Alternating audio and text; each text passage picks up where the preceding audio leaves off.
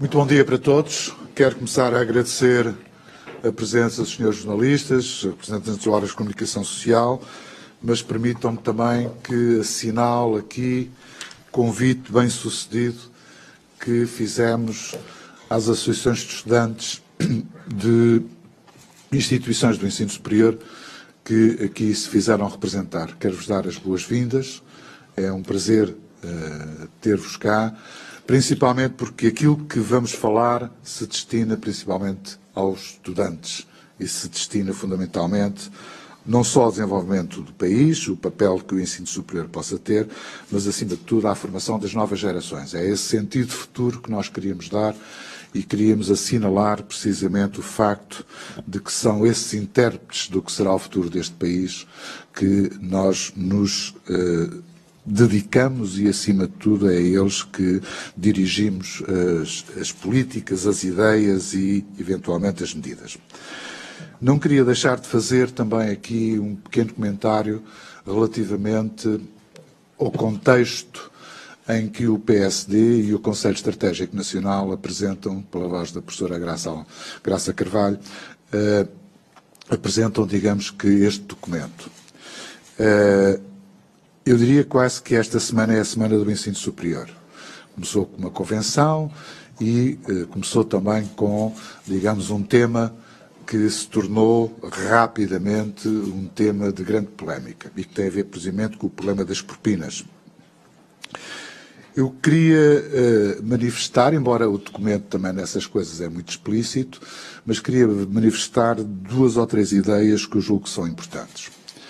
Em primeiro lugar, o problema das propinas é um problema que estaria resolvido desde o professor Marçal Grilo, quando era ministro, que, no fundo, com base num acordo de regime entre o Partido Socialista de então no governo e o Partido Social Democrata, reinstituiu as propinas no sistema de ensino superior. Nessa altura era presidente do Partido Social Democrata o professor Marcelo Rebelo de Sousa. E, nesse mesmo sentido, conseguiu-se concretizar, digamos que, um entendimento relativamente àquilo que deveria ser um dos pilares de financiamento do ensino superior. Pela primeira vez, desde então, há um ministro do Partido Socialista que coloca em causa este mesmo acordo. E eu gostaria de chamar a atenção para esta particularidade. Em segundo lugar, julgo que, se as condições mudam, não é obrigatório que nós fiquemos na mesma. E, portanto, é necessário também perceber o que é que mudou no ensino superior para que possamos refletir sobre quais são os passos que deverão ser dados relativamente a esse pilar. O PSD continua a pensar que não há razão objetiva, nem no presente, nem nos cenários possíveis para o futuro, para que se faça uma revisão do financiamento no que diz respeito à parte das propinas. Como sabem, no caso português, o ensino superior, o diploma de ensino superior é aquele que permite o maior retorno pessoal para as carreiras e o futuro daqueles que obtêm esse mesmo diploma. E entendemos que deveria de haver sempre uma parte que é da responsabilidade das famílias, da responsabilidade dos utilizadores, sabendo também que essa responsabilidade é repartida. Toda a gente sabe, e penso que os estudantes que estão aqui presentes, que, nomeadamente em relação aos estudantes deslocados, o custo da propina é uma pequena parte dos custos da frequência do ensino superior. E, portanto, estar, no fundo, a querer eliminar uma parte desse custo alivia as famílias, mas não é uma medida que permita equidade e, acima de tudo, justiça social. Nesse sentido, tudo aquilo que pudesse ser mobilizado para favorecer a livre circulação de estudantes no ensino superior dentro do território nacional é bom, mas isso deve ser feito através da ação social escolar. Não são as universidades que devem financiar isso, é o Estado que deve financiar, precisamente, o acesso e a frequência dos estabelecimentos do ensino superior em qualquer parte do país. E nessa perspectiva, julgo que seria muito interessante ver um aumento significativo das verbas afetas à ação social escolar e, ao mesmo tempo, entender que essas verbas devem cobrir não só os custos de frequência, mas devem cobrir os outros custos mais significativos, que não têm a ver com a frequência, mas têm a ver com a deslocação. Daí que nós demos especial importância ao problema das residências universitárias. Não basta ter um plano para ter residências universitárias, é necessário ter uma ação urgente que possa providenciar, em especial onde elas são mais necessárias e, acima de tudo, onde elas são mais escassas, essa oferta é mais escassa, providenciar essa possibilidade de um estudante, seja de que ponta do país for, poder frequentar qualquer estabelecimento do ensino superior. Por último, quero também igualmente dizer, e penso que o documento é explícito sobre isso, que o ensino superior precisa de uma estratégia para a próxima década, no fundo para o futuro, mas quer dizer, é a próxima década que nos move, e essa estratégia não se compadece com ações pontuais, isoladas e populistas, como é o caso das descidas do valor das propinas, como já foi consagrado no Orçamento Geral do Estado e contra o qual o PSD votou contra, como é natural, e não se compadece com visões, ou melhor, cirúrgicas, sobre a complexidade dos desafios que são colocados ao ensino superior em Portugal. É nesse sentido que este documento, eu quero começar por saudar e, acima de tudo, felicitar a professora Graça, que coordenou um grupo, e que temos também aqui alguns dos membros desse mesmo grupo, que tem uma experiência enorme ao nível do que é o ensino superior, não só no ensino, mas acima de tudo na própria gestão do sistema de ensino. São pessoas que têm essa experiência, que têm conhecimento, que sabem e acompanharam durante muitos anos os desafios e as mudanças que se operaram no sistema de ensino superior, que, no fundo, este documento é um ponto de partida para as políticas que possam ser adotadas por um governo do Partido Social Democrata. Nesse sentido, mais uma vez, a felicitação aos membros da secção temática do Ensino Superior, Ciência e Tecnologia do Conselho Estratégico Nacional, e, ao mesmo tempo, também, digamos que podemos também felicitar aqueles que, de forma direta e indireta, ajudaram a que este documento possa ser uma base de trabalho para os próximos anos. Portanto, eu diria a palavra à professora Graça, não deixando também de salientar a presença da professora Margarida Mano como representante do grupo parlamentar do PSD na Assembleia da República, e, nesse sentido, o palco é dado agora à professora Graça Carvalho.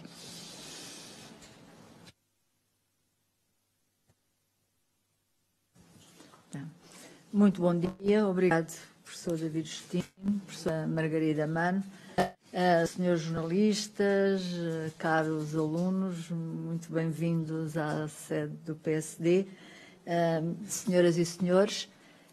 Hoje estamos aqui para apresentar o documento do SEN, do Grupo Ensino Superior Ciência e Tecnologia, que é uma estratégia global para o ensino superior para a próxima década.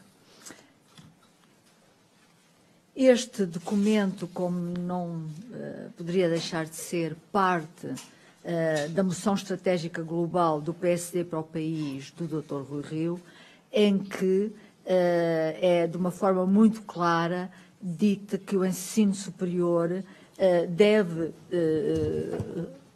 proporcionar a criação de oportunidades de ascensão social e contribuir para o progresso e coesão da sociedade, uma coesão social e uma coesão territorial da sociedade. Eu, antes de apresentar o documento, gostava de salientar que, embora seja um documento global, como vão ver, 3 ou 4 medidas que me parecem muito emblemáticas. Uma, o professor David Justino já falou, nós apresentamos um novo modelo de financiamento, mais financiamento, mas mantendo o sistema de propinas, porque pensamos que o sistema de propinas, ou abolir as propinas, aumenta a desigualdade, porque é uma transferência de quem menos pode para quem mais pode. Não é como um sistema de saúde ou os outros sistemas das áreas sociais. Aqui há um retorno, como foi dito pelo Dr. David Justino, há um retorno próprio para cada uma das pessoas que frequenta o ensino superior e, portanto, qualquer possibilidade de aumento do ensino superior deve ser para a ação social, para tentar que todas as pessoas que não têm capacidade económica de frequentar o ensino superior o possam fazer. E nunca ter um ensino superior gratuito, nas condições em que Portugal está, em que o financiamento existente não é suficiente para o dia-a-dia, para pagar todos os professores, todos os investigadores, todos os funcionários, todas as instituições se queixam que o financiamento atual não é suficiente para o dia-a-dia e, portanto, não podemos baixar a qualidade do sistema para ser acessível gratuitamente a todos. Esse não é o caminho. O caminho é aumentar o financiamento, cada um contribuindo com as suas possibilidades, as famílias que podem, os alunos que podem pagando propinas, os que não podem frequentando à mesma, mas com um sistema de ação social. Portanto, esta é um dos grandes temas da nossa proposta, com uma nova fórmula de financiamento e de atribuição do financiamento, que depois falarei em detalhe. O segundo é uma visão muito mais integrada entre a ciência, ensino superior e inovação, com uma decisão de financiamento mais independente do poder político. Nós temos um sistema em Portugal muito dependente da decisão política. Nós temos que ter critérios independentes do poder político, critérios objetivos, transparentes, em que as grandes estratégias são definidas pelo poder político, mas que depois não haja a intervenção do poder político no detalhe da atribuição do financiamento.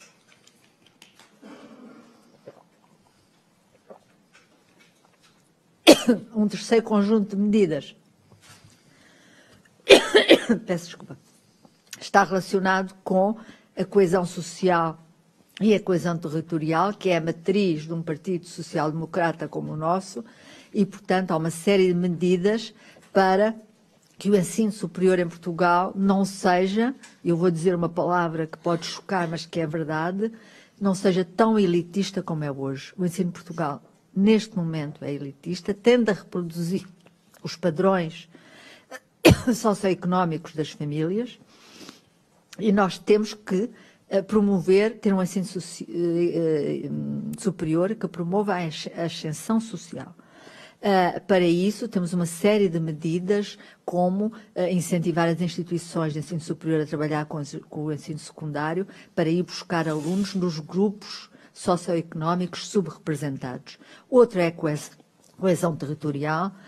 O ensino superior é também um instrumento importantíssimo para a coesão territorial e, portanto, há uma série de medidas também nesse sentido de atrair mais alunos, de desenvolver as instituições do interior de uma forma sustentável, porque todos sabemos que o ensino superior é um dos grandes polos de desenvolvimento do território. Se olharmos para o mapa da Europa, ou mesmo do mundo, se desenharmos onde estão os grandes centros de saber e as zonas mais ricas do planeta estão à volta das grandes universidades, dos grandes institutos de investigação científica, mesmo que eles não estejam nas grandes cidades.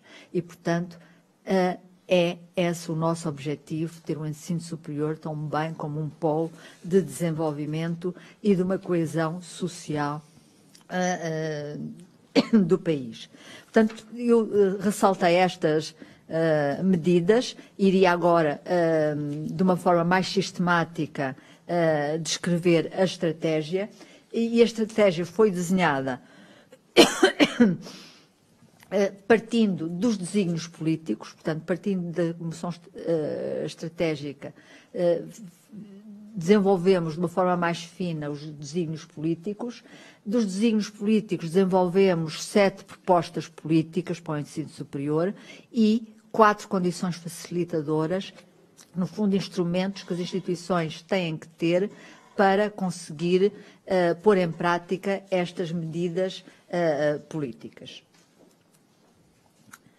Portanto, começando com os desígnios políticos, nós definimos, a partir da moção estratégica, 3 desígnios políticos para o ensino superior. O primeiro, aquilo que chamamos o desígnio identitário, que está, no fundo, tem a pessoa no seu centro, no centro deste desígnio, o ser humano, que é o ensino superior como um ativo de produção do conhecimento, de formação humanista, de formação personalista e formação social do indivíduo, portanto, a produção e a formação do próprio, produção do conhecimento e a formação completa da pessoa humana. Portanto, este é um dos primeiros desígnios do ensino superior, portanto, muito importante.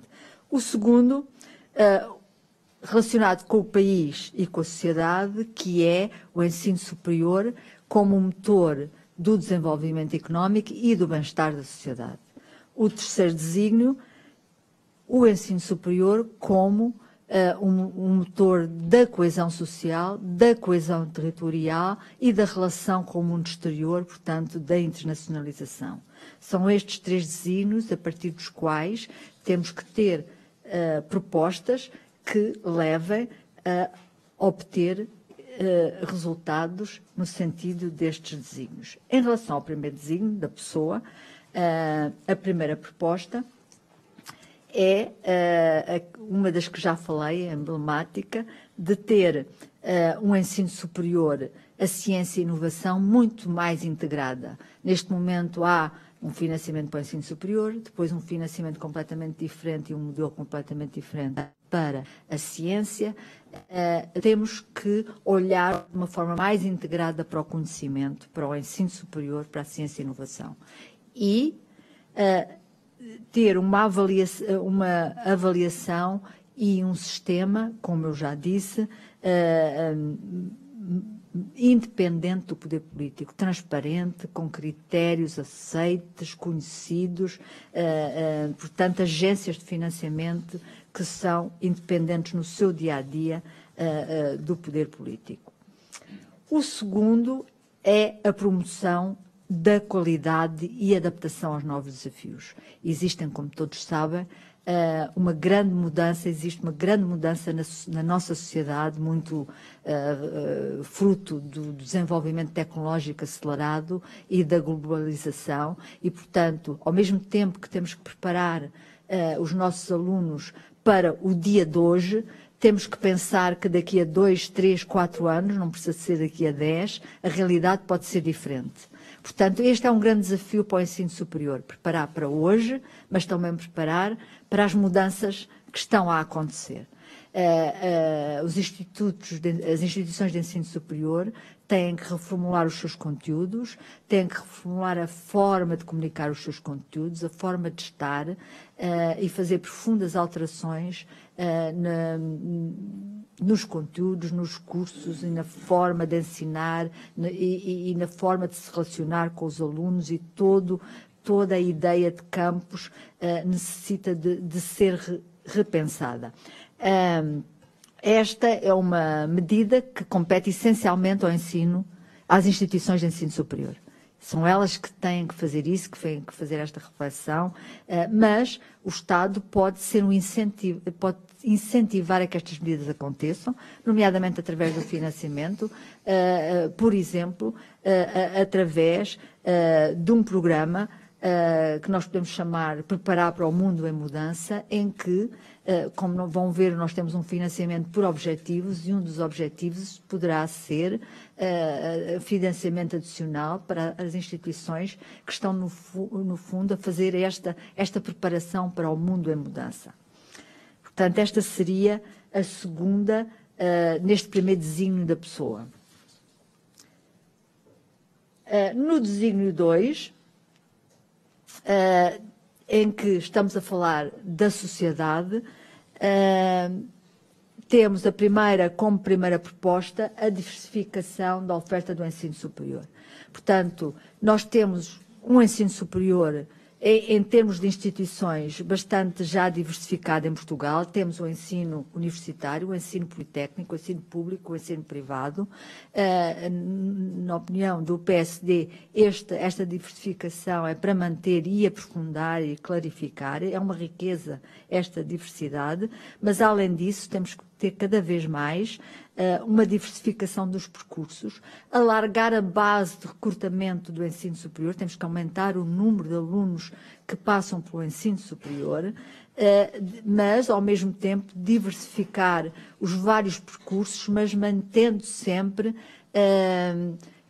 ligações horizontais para quem quer mudar de percurso ao longo do seu percurso formativo. E essas mudanças de percurso formativo serem feitas através de programas de transição, portanto, ajudados pela própria instituição.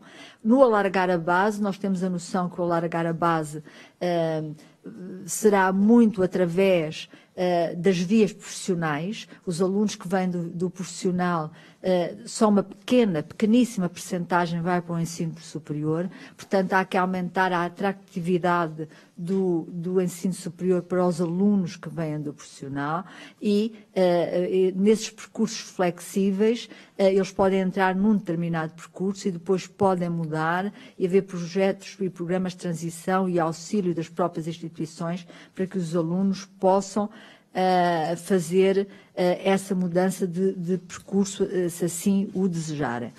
Um outro ponto importante no alargar a base é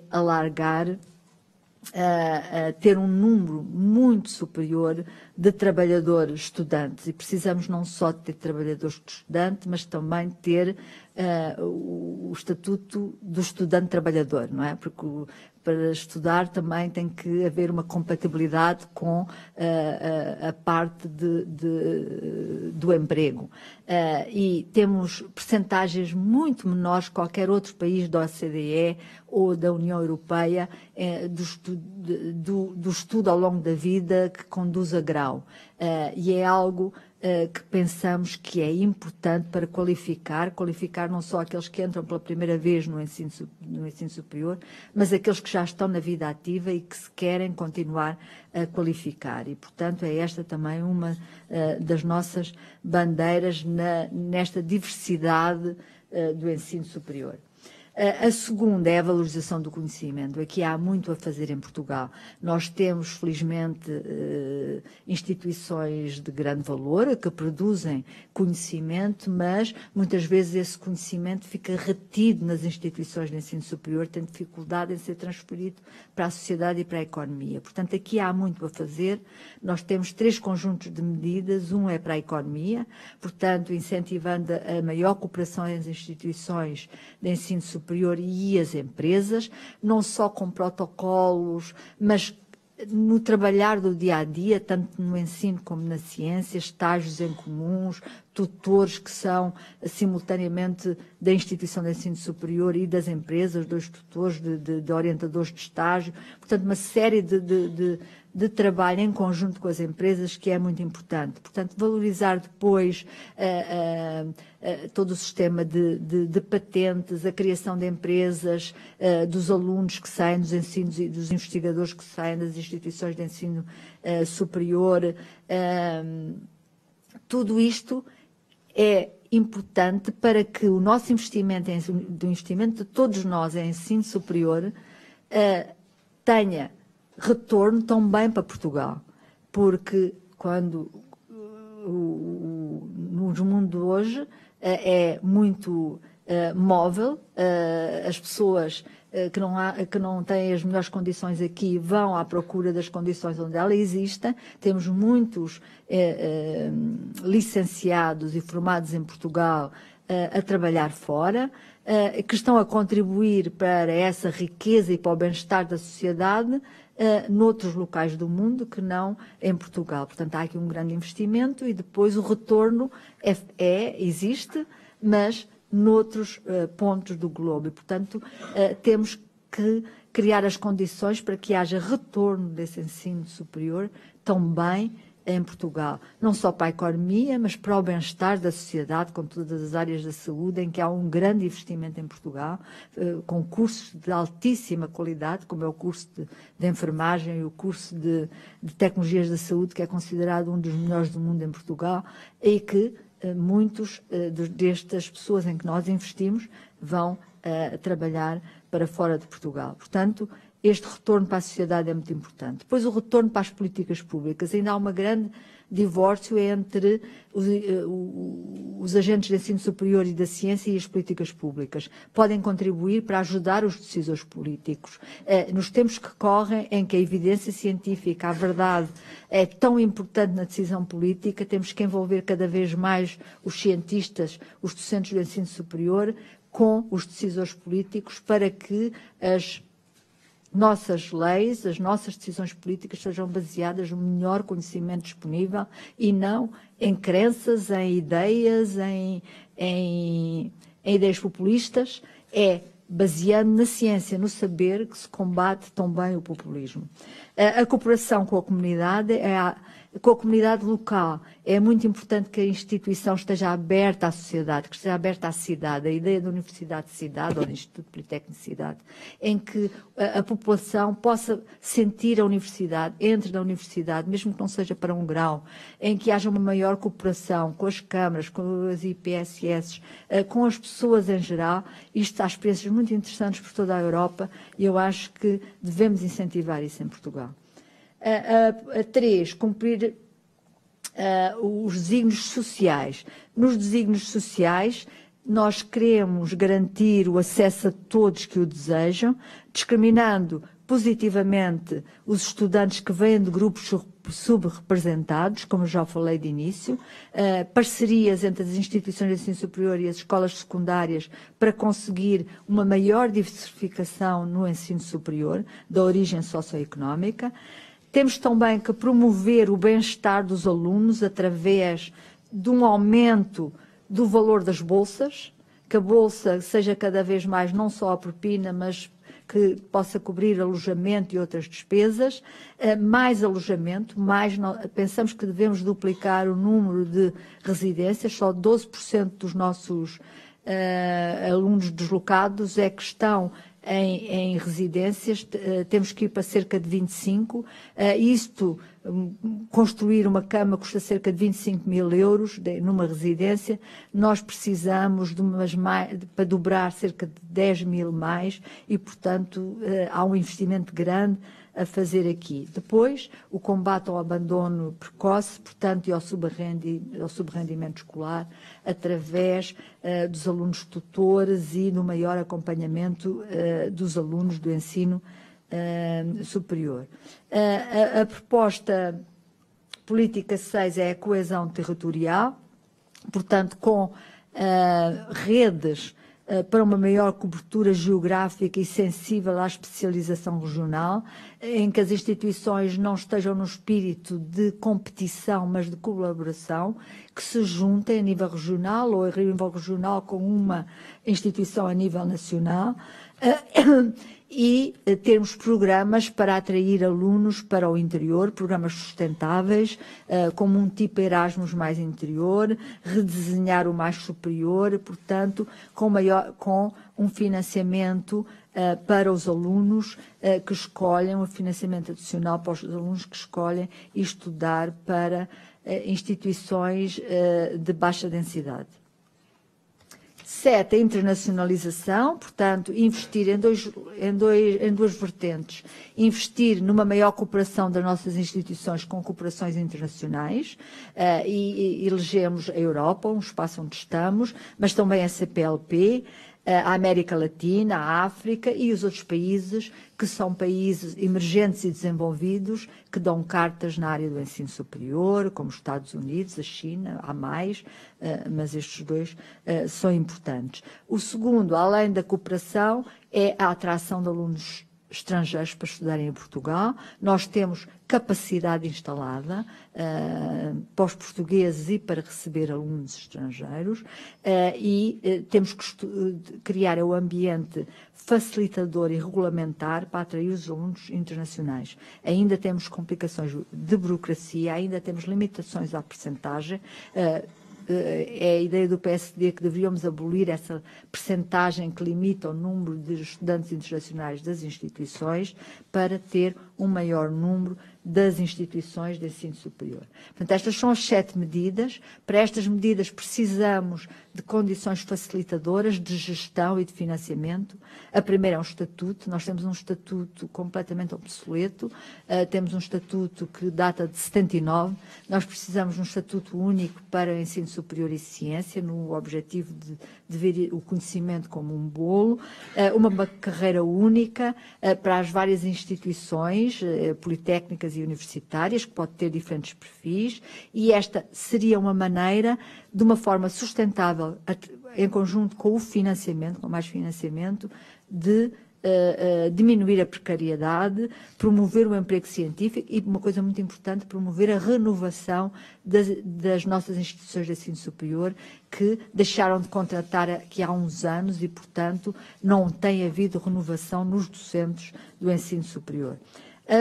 A governação, a nossa governação é essencialmente do RGES, um regime jurídico que tem 11 anos, mas está desatualizado. É preciso ter um novo regime, mais flexível. Neste momento as instituições têm que ser governadas todas da mesma maneira, não é preciso, cada instituição tem as suas características. Temos que assumir um aumento da autonomia para todas, não só para as que são fundação, também todas as instituições. A constituição do Conselho Geral, nós precisamos de alargar o Conselho Geral, precisamos de mudar a eleição de reitor e de presidente do Instituto Politécnico. Neste momento temos que a tornar muito mais aberta, muito mais participativa e muito mais transparente as eleições de quem governa as instituições. O financiamento, nós, como eu já disse, defendemos um maior financiamento para o setor do conhecimento, financiamento público ou público competitivo, e o competitivo pode ser nacional ou pode ser comunitário ou internacional, e para isso é preciso ter mais agilidade, que é dada através dos estatutos e do novo RGES, das instituições, menos burocracia, assente na qualidade portanto, e também criar as condições para ter mais orçamento privado. Depois queremos um novo modelo de financiamento, um modelo mais coerente, mais transparente, com vários vetores, plurianual, para as instituições saber com o que é que contam, e os vetores é um vetor para o ensino, para a investigação, valorização do conhecimento, território e património. Portanto, instituições que valorizam o território terão um coeficiente para ter mais financiamento. As que fazem a transferência de conhecimento igualmente. E, além disso, os tais programas de estímulo, como a Universidade de Cidade, os programas de estímulo à mudança, o que nós queremos chamar ensino superior sem fronteiras, que é a internacionalização, podem ser, portanto, incluídos na forma de financiamento. Tudo isto, e é a última condição facilitadora, é a lei de bases. Portanto, nós temos uma lei de bases do sistema educativo, que também precisa de ser reformulada, mas nós defendemos que deveríamos fazer uma nova lei de bases, uma revisão alargada do que existe do momento, com um grande entendimento político que conduza a uma lei sólida e estável para a próxima década. Qual é o impacto orçamental disto tudo? Portanto, nós queremos aumentar o orçamento para o ensino superior. Nem todo é da OE, a maior parte não será da OE, será público, competitivo e privado. Os programas O Mundo para a Mudança, o Ensino Superior Sem Muros, que é a Universidade de Cidade, o Ensino Superior Sem Fronteiras, fazem parte de uma fórmula de financiamento. A fórmula só por si não quer dizer que vai aumentar o financiamento, é uma maneira diferente de distribuir o financiamento pelas instituições de ensino superior. Depois, há um potencial aumento direto da despesa, que é, se alargarmos o número de alunos, claro que fica mais caro. Os grupos subrepresentados, portanto, teremos que financiar as instituições de ensino superior que fazem esse esforço extra de ir às instituições de ensino secundário para, com elas, trabalhar para trazer mais alunos dos grupos subrepresentados. Nós pensamos que uma majoração por aluno de tipo de 10% seria interessante. Depois, o financiamento do Erasmus mais interior e do mais superior. Nós contabilizámos e fizemos as contas para cada um, quanto seria uma bolsa de cada um destes programas. Os apoios aos alunos deslocados, mais residências estudantis e mais bolsas. Nas residências estudantis, se nós quiséssemos fazer tudo de uma forma, de um momento para o outro, tudo público, que não é a nossa ideia, nós achamos que os privados têm aqui um papel muito importante, das câmaras, de edifícios públicos que não estejam a ser utilizados ou que não que tenham pouca utilização, podem ser reconvertidos, mas no máximo, se fosse tudo público, para nós dobrarmos a capacidade instalada neste momento, precisaríamos de 250 milhões de euros para duplicar o número de camas do ensino que existem neste momento. Portanto, nós temos aqui 3 desígnios políticos, 7 medidas, 4 condições facilitadoras para mudar, para modernizar o ensino superior em Portugal. Uma síntese muito rápida, uma maior articulação entre todas as áreas de conhecimento, com muito mais independente do poder político. Segundo, maior qualidade, preparando para o mundo em mudança. No país e na sociedade, maior diversificação, alargar a base, ter trabalhador-estudante e o estudante-trabalhador, valorizar o conhecimento na economia, na sociedade, nas políticas públicas, nas regiões do mundo, coesão social, uma série, um pacote de medidas para a coesão social, um pacote de medidas para a coesão territorial, um conjunto de medidas para termos um ensino e uma ciência sem fronteiras em Portugal. Das medidas facilitadoras, estamos convencidos que as nossas ideias levarão na carreira menos precariedade e mais reconhecimento, no RGES, portanto na governação, mais autonomia, mais transparência e no financiamento, um financiamento que conduza a uma maior igualdade social, uma maior coesão social, mesmo a uma ascensão social. Para tudo isto, temos que rever a lei de bases do sistema educativo. Portanto, concluindo, este conjunto de ações para 10 anos levaria a um ensino com mais respeito pelos percursos individuais, capaz de enfrentar os desafios da globalização e um sistema com uma sociedade mais inclusiva e mais justa. Eu gostaria de acabar com os agradecimentos, para já toda a confiança do nosso Presidente, Dr. Rui Rio, Presidente do PSD, ao Sr. Professor David Justino, coordenador do SEN, aos membros do SEN, temos um grupo muito alargado do SEN, Ensino Superior, Ciência e Tecnologia, que eu sou coordenadora, a Filipa Roseta, que está ali, é a porta-voz. O grupo tem cerca de 30 pessoas. Aqui vou destacar os relatores que mais trabalharam neste documento, o professor Sebastião Feio de Azevedo, a Maria do Céu Patrão Neves, a Margarida Mano, José Ferreira Gomes, que também está aqui, o Manuel Loureiro. Um agradecimento muito especial ao grupo parlamentar, ao seu presidente, o Dr. Fernando Negrão, e à sua vice-presidente, a professora Margarida Mano, porque tem sido uma colaboração quase diária e, eu dizia, exemplar de colaboração entre o SEN e o grupo parlamentar, e com estas palavras ia passar à professora, exatamente, que nos vai falar do ponto de vista do grupo parlamentar. Muito obrigada. Muito obrigado, doutora Graça Carvalho. Naturalmente que, enfim, aqui o papel principal não é do grupo parlamentar e, portanto, eu diria que a apresentação da estratégia que foi feita é suficientemente exaustiva para, estou certa, suscitar questões e digamos, satisfazer curiosidade e ambição e, portanto, eu serei curta nas palavras.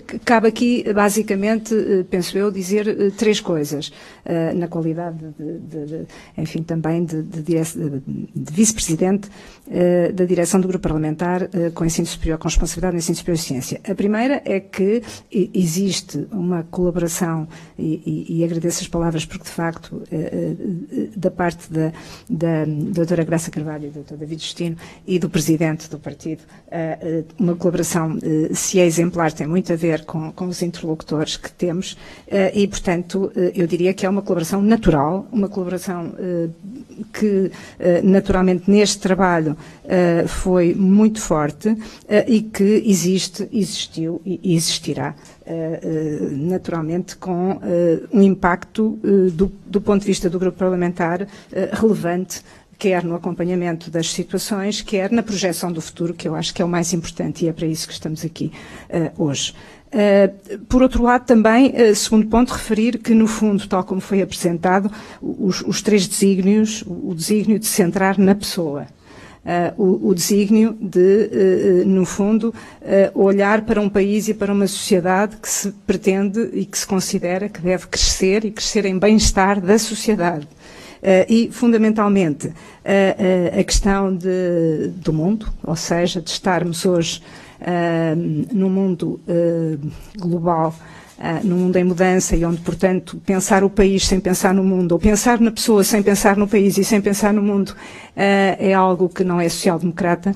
Eu diria que, portanto, obviamente que estes três desígnios são verdadeiramente importantes e têm pautado a ação do grupo parlamentar. De resto, não é por acaso que relativamente à pessoa se salienta a questão do conhecimento, não é?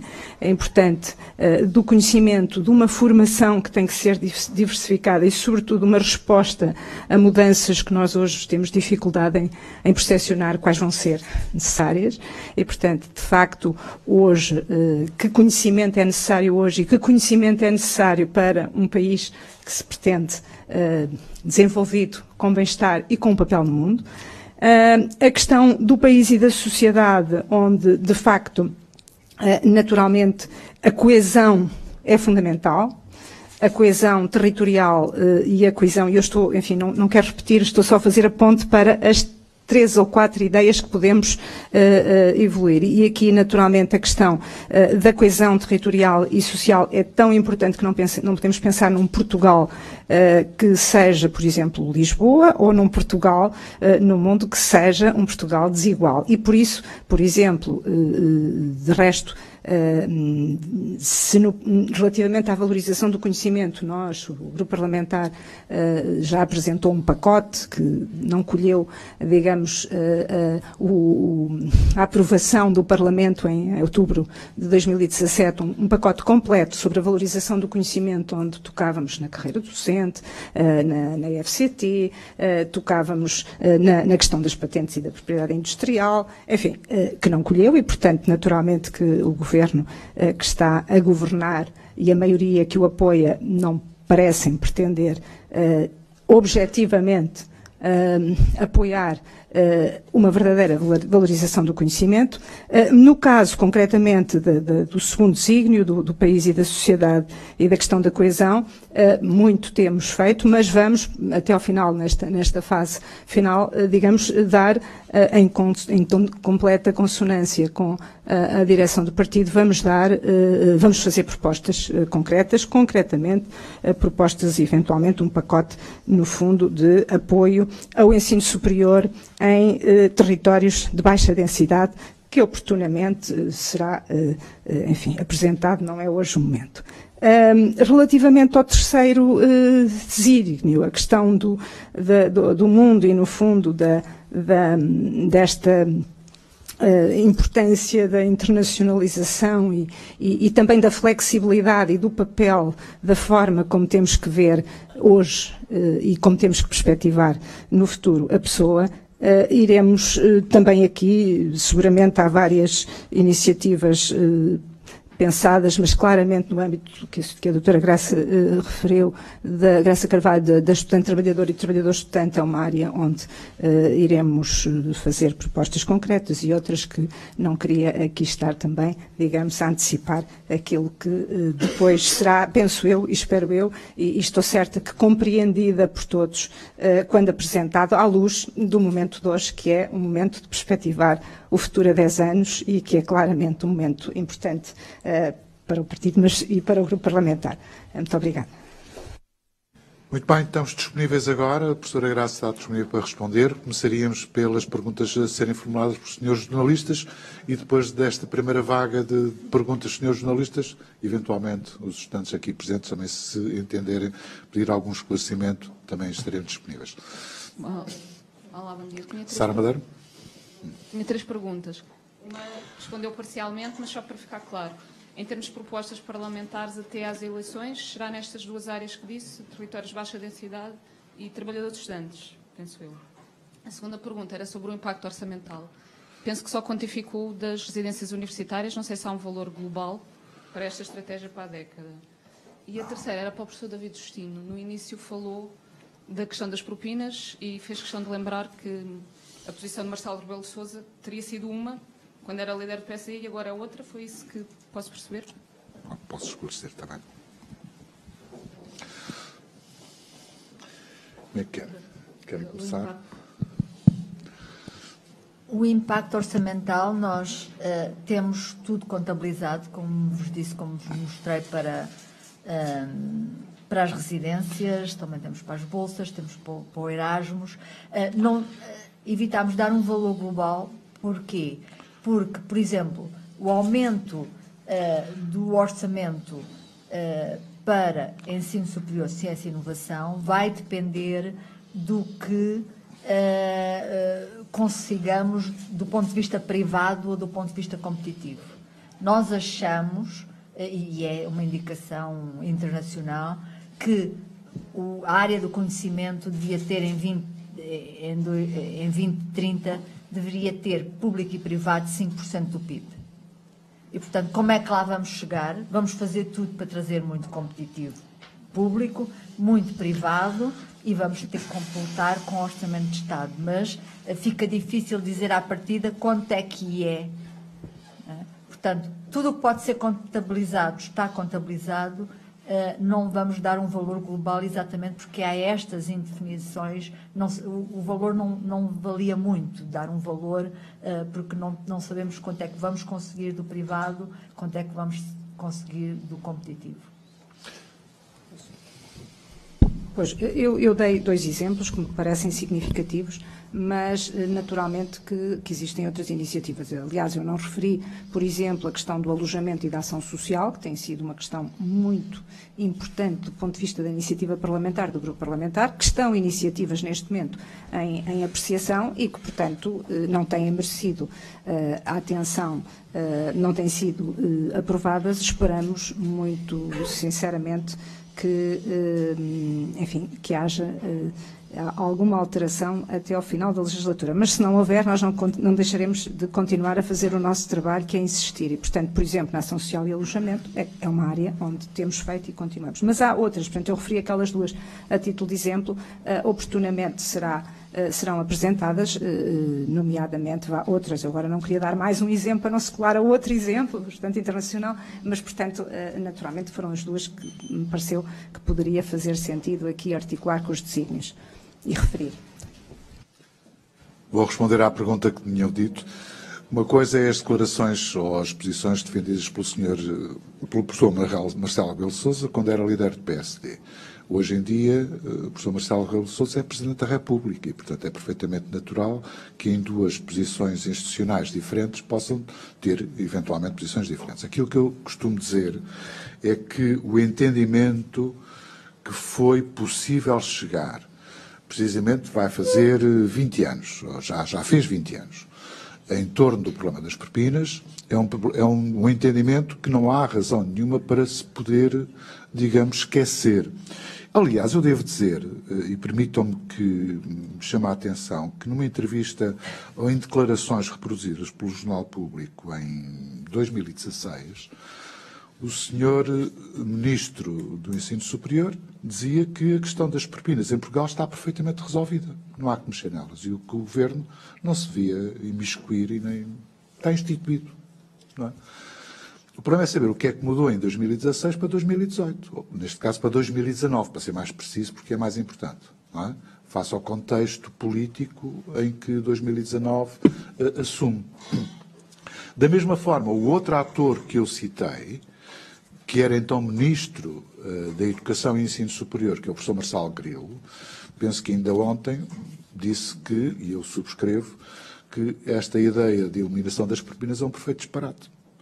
E, portanto, estou só a reproduzir posições que estão aqui. E, portanto, a pergunta, tal como foi formulada, relativamente ao Sr. Presidente da República, eu percebo perfeitamente que o Sr. Presidente da República pode ter hoje um contexto e uma preocupação diferente de quando era líder do PSD. Isso é perfeitamente natural, não vem daí qualquer crítica ou comentário menos abonatório. Mas o PSD ficou surpreendido com essa declaração do Presidente da República? Nós surpreendemos quase todos os dias, mas aquilo que mais me surpreende é precisamente a posição do Sr. Ministro do Ensino Superior, não do Sr. Presidente da República.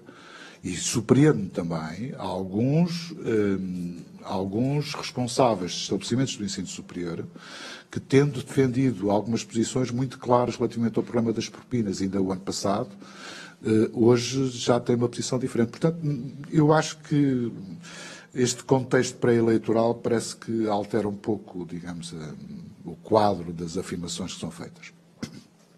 É necessário perceber o contexto sempre. Não é? Às vezes a justificação está no contexto e não na razão que pode estar subjacente às decisões que tomam. Além disto, como é natural, que nós possamos apresentar, como apresentámos aqui, uma visão estratégica e um documento relativamente denso de propostas para até 2030, para uma década, é uma coisa. Apresentar, digamos que a hipótese de eliminação das propinas no ensino para uma década, ou seja, talvez em 2030 conseguimos isso, quer dizer, eu acho que é da maior irresponsabilidade que pode existir. Bom dia, Sérgio Vicente, da RTP. Foi apresentada aqui a estratégia para a década 2030. A questão que coloco é, face às propostas que foram apresentadas, quais são as metas que estão por detrás desta estratégia? Ou seja, por exemplo, no caso dos programas Erasmus Interior, trabalhador-estudante, estudante-trabalhador, quais são as metas que o partido pretende atingir em 2030?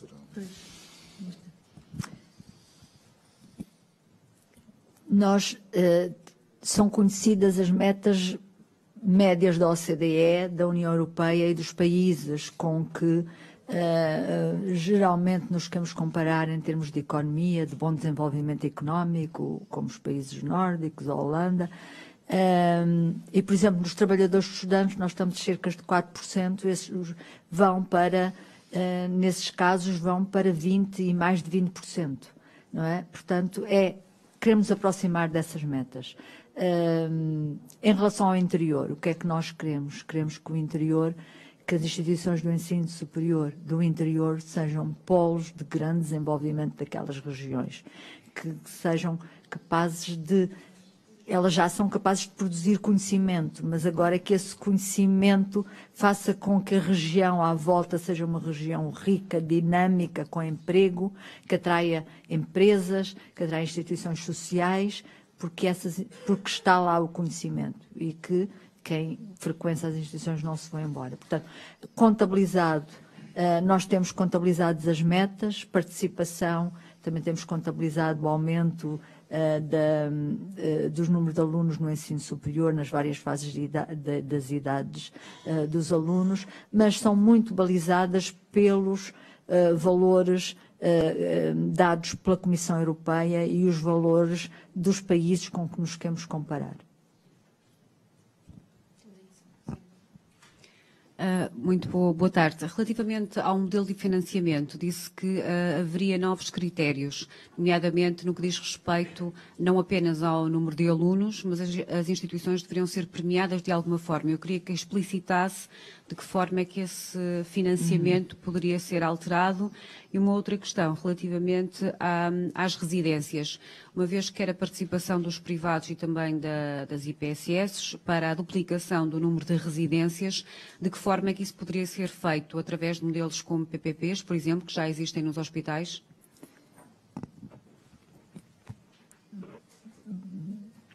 A participação dos privados pode ser de várias modalidades. Pode ser na construção, pode ser na gestão, pode ser na recuperação de edifícios existentes. E, portanto, depois tem que ser estudados cada um desses modelos.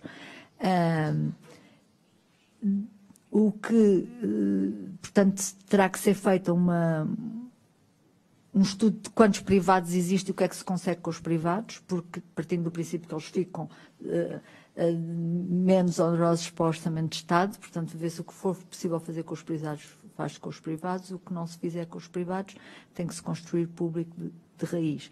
Construindo público, ainda há uma alternativa mais simples, fora de Lisboa, do Algarve e da Madeira, que é utilizar, negociando com a Comissão Europeia, negociar para serem construídas através do FEDER, como já foram no passado. E, portanto, aí só com participação nacional é que tem que se vir do OE. Se em nenhuma destas condições for possível, como por exemplo Lisboa, não haver privados, não haver FEDER, seria construído por Orçamento de Estado e aí sabemos que custa cerca de 25 mil euros por cama. O financiamento. Em relação ao financiamento, portanto, o financiamento, no passado era uma forma baseada no número de alunos, agora nem a forma não está a ser utilizada, é baseado no histórico, portanto, praticamente é o valor do ano passado. Aliás, não sei se têm a noção que o orçamento das instituições de ensino superior tem diminuído sistematicamente desde 2005. Portanto, têm hoje um orçamento inferior do que tinham em 2005, com todos os muitos mais desafios que existem neste momento às instituições de ensino superior e aí um louvor às instituições, fazendo milagres, porque nós temos instituições, felizmente, que são muito competitivas a nível internacional, com financiamentos, por vezes, 10 vezes inferior com as outras instituições internacionais com as quais eles competem e competem bem. Portanto, aqui um louvor também às instituições de ensino superior. Mas agora é baseado no histórico. E o que nós pretendemos? Pretendemos que haja critérios baseados na qualidade de ensino, baseados na qualidade da ciência, baseados na existência de transferência do conhecimento, que é que as instituições contribuem para valorizar o conhecimento na economia, na sociedade, nas políticas públicas, na cidade à volta, portanto, isso seria beneficiado. Portanto, a estratégia está relacionada com o financiamento, aquilo que nós queremos na estratégia reflete-se depois no financiamento. Depois, uma componente importante de território, portanto, as instituições de baixa densidade, as instituições que valorizam essas áreas de baixa densidade também têm uma majoração, e depois o património, uma majoração para as instituições. Claro que uma instituição que tem muitos museus, palácios, muitas instituições desportivas, tem que ter um financiamento com alguma majoração em relação a uma universidade ou uma instituição, um instituto politécnico, que tem menos instalações dessas, principalmente edifícios antigos, que são difíceis e onerosos de manter. Claro que esta parte do património tem que ser em cooperação com as câmaras, porque isto é muito dispendioso e pode ser um peso muito grande, tem que ser em cooperação com as câmaras, com a Direção-Geral do Património, mas quer dizer, tem que ser em consideração, não se pode não terem atenção que isso existe e que precisa de manutenção e deixar que os edifícios se degradem, que são um património de todos nós. Inês Martins, da SIC, bom dia. Eu queria começar por perceber o que é que significa exatamente o aumento das bolsas de estudo, porque esta é uma das formas mais diretas de aliviar a carteira dos estudantes, e nós falamos assim do aumento abstrato das bolsas de estudo. Quanto é que a PSD definiu como meta, quantos alunos, qual será a abrangência deste ponto? E depois queria também perceber se, pela amplitude desta proposta e pelas mudanças estruturais que implica, se este será forçosamente um projeto a dois, ou seja, com o Partido Socialista, por tudo aquilo que está aqui envolvido e pelas mudanças estruturais no ensino superior que esta proposta implica. Aumento de bolsas de estudo. Nós pensamos que temos que aumentar o número de bolsas de estudo, isso é o primeiro. Neste momento temos pouco mais de 20% de alunos com bolsas de estudo. É um valor baixo para a situação de Portugal, é um valor baixo comparado com o resto da Europa, e o nosso país precisaria de mais bolsas que muitos países europeus. Depois, todas as bolsas pagam o valor da propina, mas não são muitas aquelas que vão à volta acima do valor da propina. Algumas vão e até podem ir ao salário mínimo nacional, mas são muito poucas. Portanto, nós temos que aumentar também esse valor extra do alojamento, que comparticipa o alojamento e as outras despesas. Portanto, aumentar o valor da bolsa, aumentar o número de bolsas e aumentar o valor da bolsa. Enquanto eu tenho sempre muita dificuldade em dizer, porque um orçamento e um orçamento de Estado é feito em conjunto com todas as outras políticas. E o orçamento é finito, e há uma parte que vai para a saúde, e outra parte que vai para a defesa, e outra, portanto, agora uma coisa podemos dizer: o valor que tiver disponível para o ensino superior, a primeira prioridade será esta. Está a ver? E, portanto, pensando que neste momento nós pensamos que quando o Sr. Ministro do Ensino Superior diz que vai diminuir as propinas, é porque tem esse financiamento disponível. Esperemos que o tenha, não é? E se esse financiamento está disponível, para nós, se fôssemos nós no Governo com esse financiamento disponível, ele seria não para diminuir as propinas, mas para aumentar o número de bolsas, o valor da bolsa e as residências. Do PS. Queres tu responder? Sem cooperação com o PS. A lei de bases, em princípio, as leis de bases têm sido, na tradição que tem sido até agora, a lei de bases do sistema educativo, um esforço conjunto dos dois maiores partidos.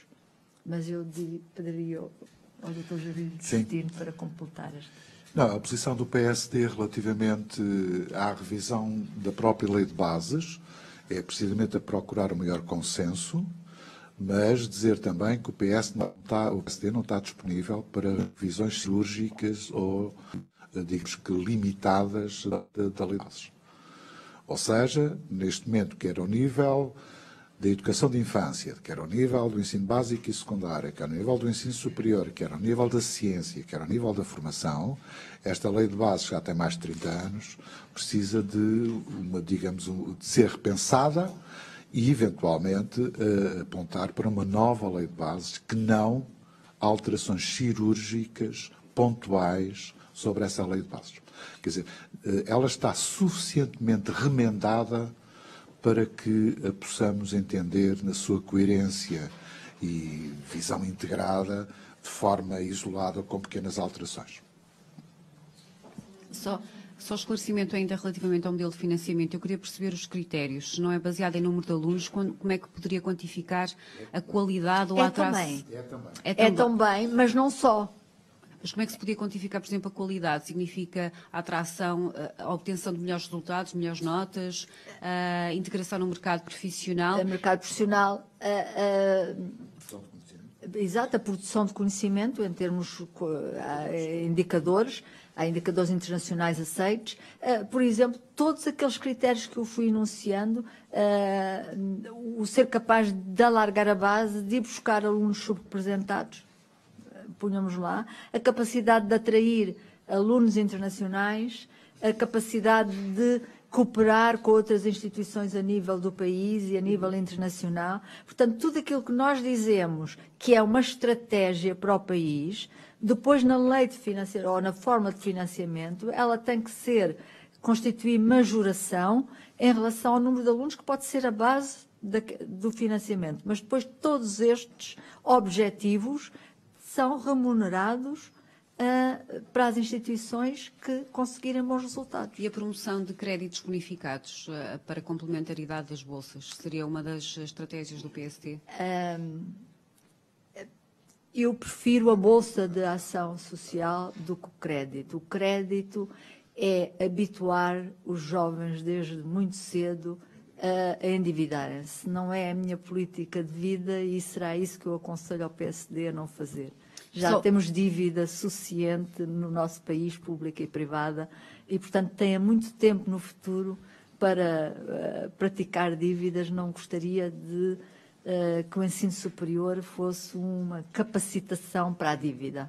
Só uma última questão para David Justino. Relativamente ao pico que se tem verificado nas urgências, ainda não temos um pico de gripe, isto é outra matéria, é verdade, saúde. Como é que o PSD encara este momento e a resposta do Governo, nomeadamente o alargamento dos horários em alguns centros de saúde aqui na região de Lisboa? O PSD vai reunir esta tarde a reunião política nacional. Eventualmente vai haver oportunidade para discutir não só esses pontos da situação e, portanto, este não é o contexto mais adequado. Portanto, eventualmente, logo à tarde, poderemos ter resposta para isso.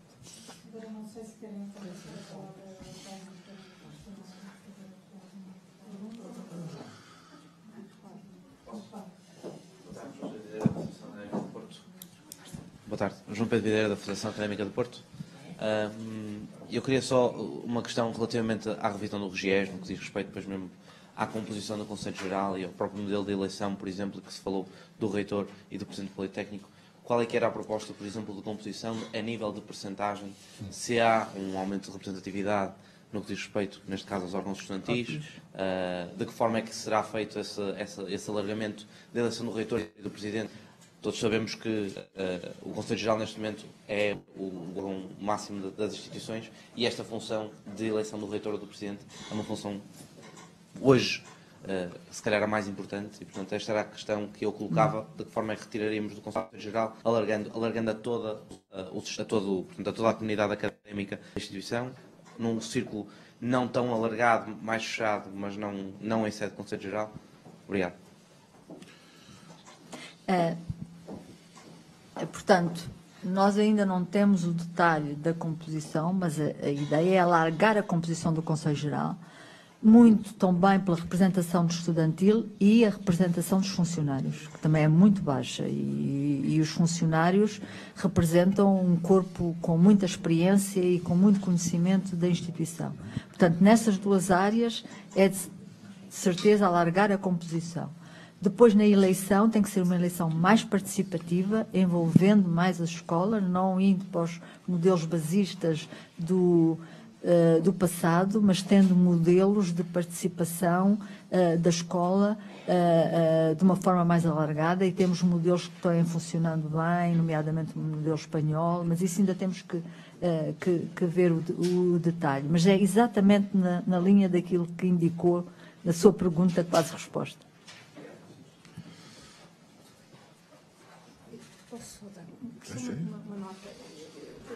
Eu não resisto só a uma nota sobre a questão das bolsas, porque eu ontem ouvi à noite uma responsável de uma instituição de ensino superior dizer algo que me parece, enfim, há muita informação, muitas vezes incorreta e falaciosa, que era dizer algo como do género, no fundo, reduzir as propinas em 300 milhões, não são 300 milhões porque as bolsas é metade e, portanto, está-se automaticamente a reduzir só em metade. É bom que se tenha em claro, sem qualquer dúvida, primeiro, que o valor das bolsas é aproximadamente metade, é verdade, mas não são só as bolsas por propinas, são as bolsas todas. Depois também é muito importante que se tenha em conta que esse valor só é suportado pelo Estado Nacional numa percentagem muito baixa, e isso é preocupante. E achamos muito estranho que o Sr. Ministro se esteja preocupado com reduzir o financiamento, ou melhor, encontrar 300 milhões para as propinas e não esteja preocupado daqui a 10 anos e não esteja preocupado em algo tão simples como o próximo quadro comunitário que está a ser negociado poder não contemplar a ação social e nós temos, de imediato, 100 milhões de euros de bolsas que vão à vida. Portanto, é falacioso completamente dizer que as propinas se compensam com bolsas. As propinas são orçamento de Estado, o valor que é financiado pelo Estado português relativamente às bolsas, e isto é uma preocupação, nós percebemos, e aliás é algo que eu acho que todos temos responsabilidades e percebemos que num determinado contexto, esta foi a forma, utilizando os financiamentos externos, de poder dar resposta a uma ação social que era muito importante, percebemos, mas temos que ser conscientes e quem governa deveria ter essa responsabilidade de perceber que neste momento, a estrutura de financiamento da ação social é um perigo, é um risco.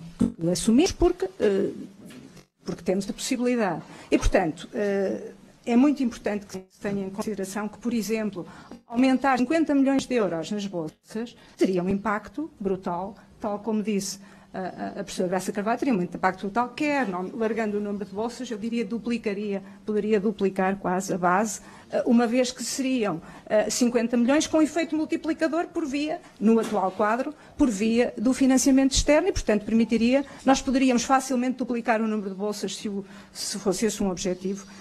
O que significa agora, o problema não é esse, o problema é que com o novo quadro nós podemos ter aqui uma questão. E, portanto, quando se fala e é triste que certas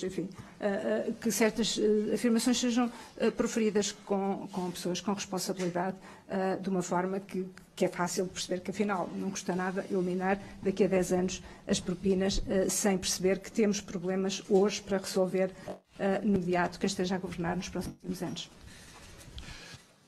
Permita-me ainda já agora, para que não seja só sobre o ensino superior, mas quando se fazem opções de investimento e despesa, nós, na atualidade, uma família média já paga mais por pôr um filho na creche do que paga de propinas no ensino superior.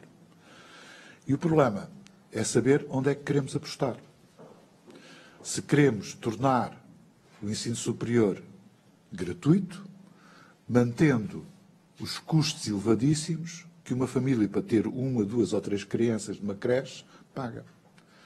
Quer dizer, isto quando se fala de justiça social, não é justiça social só entre cidadãos e entre utentes. É a justiça social no quadro da sociedade portuguesa relativamente às prioridades. E eu nunca ouvi, precisamente a partir da altura em que o PSD apresentou o primeiro paper, o primeiro documento de trabalho sobre política de infância, não é? Eu nunca vi da parte do Governo qualquer abertura para tornar mais fácil às famílias o acesso à creche e, digamos, à educação de infância. E esse é um investimento que nós não podemos esquecer. É óbvio que, não havendo dinheiro para tudo, tem que fazer opções. Pelos vistos, o atual Governo está mais interessado em seguir as políticas do Bloco de Esquerda de tornar, digamos que, a frequência do ensino superior gratuita. Não é? Porque, na verdade, a origem da ideia a gente sabe de onde ela vem. E por isso é que o Sr. Ministro também há 2 anos dizia uma coisa e agora diz outra. Não é? Posso? Sim. Em relação a esta questão das opções, e por isso eu digo sempre que é muito importante basear as decisões no melhor conhecimento disponível, se nós olharmos para todos os estudos existentes, é unânime que para diminuir a desigualdade social, no campo da educação, a opção é investir mais cedo. Se tivermos que fazer opções de investimento, o investimento de gratuitidade ou maior investimento deve ser sempre nos primeiros graus da escala da educação. Todos os economistas, todos são unânimes nesta questão e, portanto, as decisões têm que ser muito bem estudadas, têm que ser todas encadeadas e temos que ter a noção de quando estamos a fazer uma decisão sobre uma política, tem implicações em todas as outras, porque os recursos em todo o mundo, mesmo nos países muito ricos, são finitas. Portanto, há até o slogan investir cedo na educação para diminuir a desigualdade. O slogan é investir o mais cedo possível. Bom, mais questões que queiram colocar? Não havendo, quero agradecer a vossa presença. Também as perguntas foram formuladas e um resto de tarde feliz. Muito obrigado.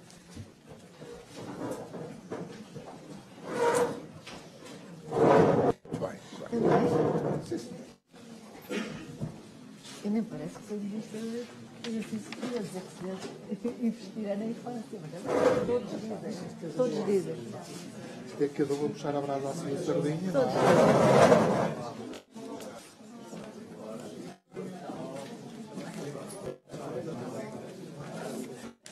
E vou ter que ir embora já. Vou chegar atrasado. Eu vou agora à CSF, lá uma. É? Desculpem lá, mas eu tinha que dar esta cara.